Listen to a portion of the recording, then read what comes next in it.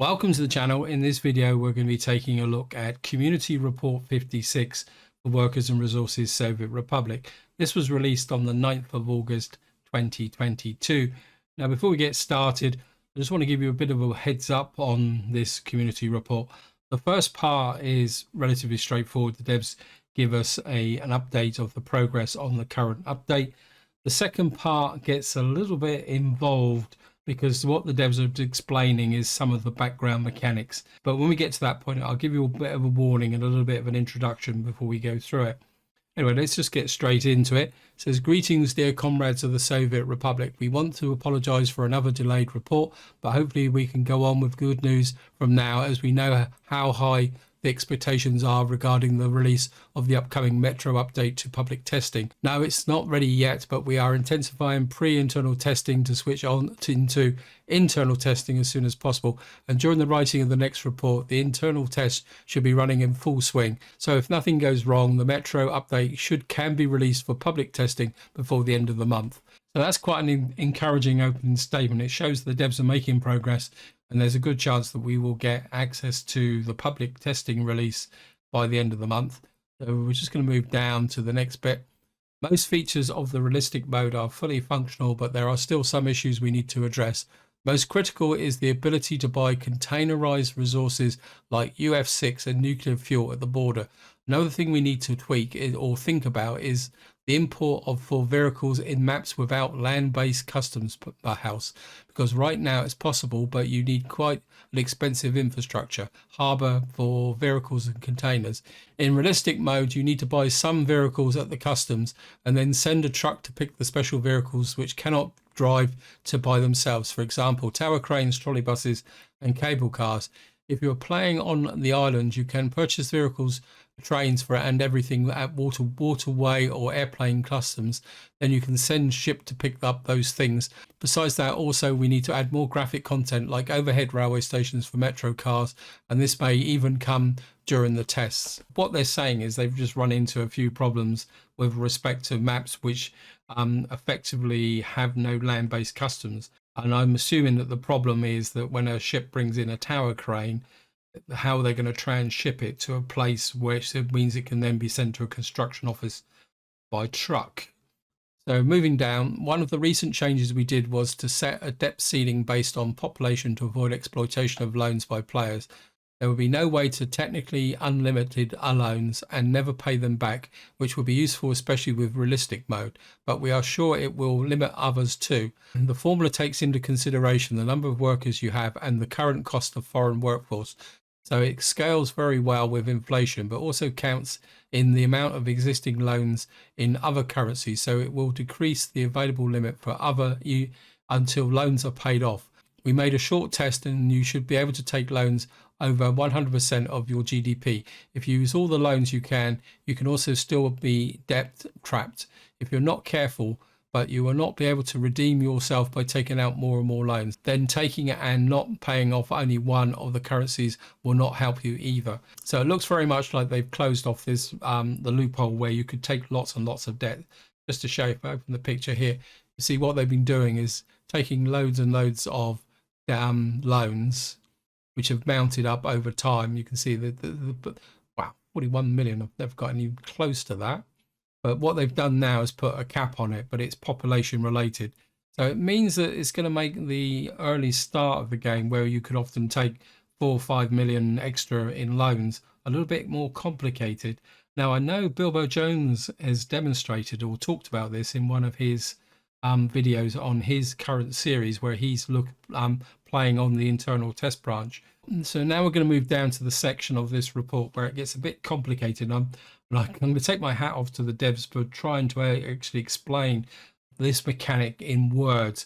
My inclination would be to actually use formulas, but obviously it's not something they can do. Now, before we get started, this gets very involved. I've actually read it 3 times and I'm still not 100% sure what the devs are actually explaining, but I'll try and explain it as I go along.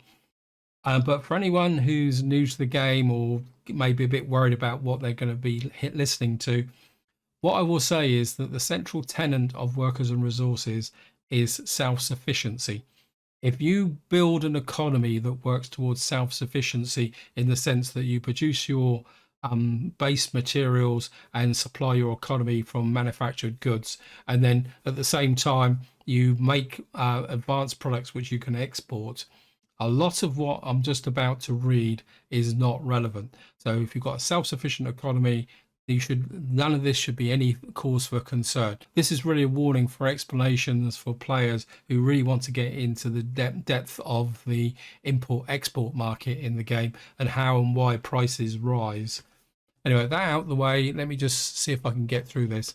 We want to share with you some important under the hood information about how prices evolve in the game, because the mechanic is unique, which makes every republic you play different, and you cannot find two republics that are the same. Right now, there is a formula calculating overall inflation for resources, and it is also adding small random deviations for each resource. Then there are global events which can add additional price changes that can last for weeks or even months. There are two types of resources: base resources, which have a fixed start price, which is generated at the beginning of the game. And these are raw materials: wood, crops, gravel, raw, bauxite, coal ore, iron ore, uranium ore, and oil. All other resources are made up from these by combination of workforce and the use of other resources. That means the price of those is affected by the price of these, and these prices are counted in. For example, you can use oil, which price event affects the price of fuel and bitumen too, to a certain extent, and these prices changes are out of the player's influence. And what I get from this statement is that any item that's manufactured from raw materials, which is the example they use here, which is fuel and bitumen, has a cost based on the cost of both the raw materials and the resources to produce it. So, and therefore what happens is if the price of the raw material rises, or the workforce, I'm not sure how that mechanic works, that will actually increase the price of the finished item. Now, what we're going to do now is I'm just going to move down to the next paragraph, because I don't want to labor this too much, because I think we'll probably all end up with a headache. This picture here is just an overview of the economy screen, giving you a breakdown of the different elements here. And of course, one of the ones that spring to mind for realistic mode is concrete and asphalt, because of course these are two products which are manufactured. Asphalt is manufactured from bitumen and gravel, and concrete is made from, can't remember what it is now, gravel and cement. Sorry, brain faded a little bit there. Price of these two will be defined by the price of the gravel, the bitumen, and the cement. And I think that's exactly what the devs are trying to say. Right, so moving on to this next paragraph, then there is a price change based on your trade with neighbors, and we want to emphasize that currently you are trading with countries next to your border, and even if the trade is considered international, it can be counted as regional. Thus, there is a certain limit to how much your neighbors are willing to sell to you or buy from for the current price. What does this mean? It is simple. The more you buy or sell in a certain period, the more it affects the price for which the resource is being traded.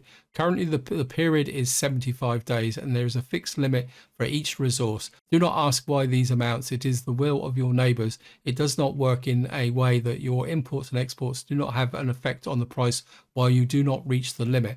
The effect is only more limited while you are under the threshold, and at a point where you reach the threshold should move 5% depending on if it was an import or an export. Of course, if it counts of all imports and exports, the resource in the last period to calculate the difference. What does that mean? Well, the impression I get is that every resource or product has a threshold for import and export, which is calculated every 75 days.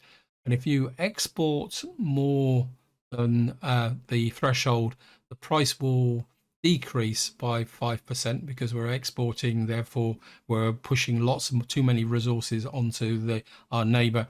And then if you are importing and go over, the price will increase 5%, because they're saying, well, you want all these resources, therefore you've got to pay more for them. This is something that you need to take into account when you're planning your economy. And I think it stops this habit of just dumping unlimited amount of resources onto your neighbor to make piles and piles of money. And it comes back again to being self-sufficient. And now, moving on to the next paragraph, we are currently dealing with two main problems regarding this system. One is that the import side, another is on the export side. On the import side, we need to solve the issue with growing imports that may need to sustain your population and transport needs. Currently, there is a limit which you may reach if you grow your republic, and then the prices go off the roof and can destroy your economy. The player insists on importing certain required resources instead of producing them on their own. The riskiest are food and meat, and also electronics, clothes and fuel can easily get out of control over time. So we are recommend that you do not rely on imports only, especially if you play on hard difficulty. What we want to change regarding this is to change the formula so that it will scale with population of the Republic, which should significantly lower the chance of getting into a deadly price spiral, but will not eliminate the risk totally. So my take on this statement is, and if any of you played the current game, I know I've got it with my Seven Crosses series, the price of electronics is getting astronomically high. I think I'm paying over 500,000 for 1 ton of electronics, and that's due to the mechanic which they've outlined in the previous paragraph. I think what the devs are saying is that when you've got a large economy like I've got nearly 100,000 population, they need to come up with a mechanism that tempers that price increase if you're importing large quantities of resources just to keep your economy going. Because even if you are going full on self-sufficient, there's a possibility with a very large complex economy that you will not be able to produce everything on the map to supply all your population's demands. That's what I think the devs are trying to say. And the next so we're going to move on to the next paragraph. On the export side, there is a problem with exporting resources using large ships, especially large tankers. If those ships are loaded with single resource, they easily exceed the limit of the last period, causing massive price drop for the resource in a matter of a few months while uploading at the customs. Exporting by train and medium ships does not have such a strong effect. The idea is to give ships and planes extended limits and consider the trade with waterway and aerial customers as not regional, as you can transport resources to any country in the world. Thus, the price effect should be limited and does not mean that there is no price effect. It means there's will be smaller than there is currently.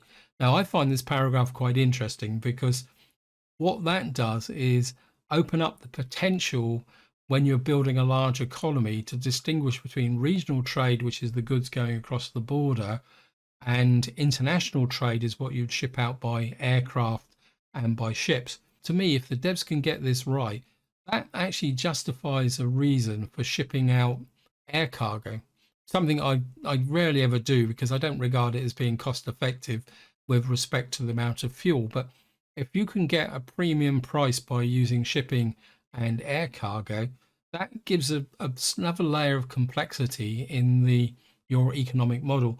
And I think I'm going to leave that now. Now we're going to move on to the next section. And what's slightly daunting here is there's actually a spreadsheet. Next paragraph. One thing on players' side is how to deal with price changes is to divide exports and imports between both trade groups. For example, you may get away with more value if you unload 50% of a tanker at the Soviet border and 50% at the NATO border. But it's similar with every resource if you want to export a lot of it. Particularly important note is that exports and imports of vehicles are not affected by prices of resources. So you're allowed exporting as many of them as you can make without dropping or raising prices. Here is the spreadsheet for each resource in a game with all numbers for each trade group. Some resources may be better to import or export from one side from the other.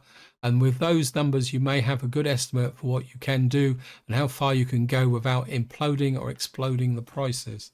Right, I'm just going to show you the spreadsheet, guys. I'm not sure if you can read the numbers, and I'll just give you a breakdown of what the one line of the spreadsheet says, just to give you an idea. I'm going to do gravel because I think electricity is probably a little bit thin. The first column, it tells you how much you can export in a 75-day period. It's saying 1,500. Now I'm guessing that is actually tons. So that says in a year you can export 7,300 tons of gravel. And moving on to the third column, it says that you can import 3,800 tons of gravel per 75-day period, which isn't that much actually. That could be a bit of a problem if you're really building from scratch. And I think that emphasizes the fact that you need to get your own gravel production up as quickly as possible. and the yearly import in rubles is 18,493, which is what, 2.5 times the import value. Now, if you want to do it in US dollars, you can import 1,000 tons of gravel in a 75-day period, and you can which in a year is 13,627. Yeah, I suppose if it's 75-day period, 13,000. No, sorry. I've got that wrong. The 1,000 and the 13,607 is exporting gravel. So basically what it's saying is that it's just not worth trying to export gravel to the NATO countries. And in fact, even importing is not, because the import is 2,800 tons of an import of 13,670.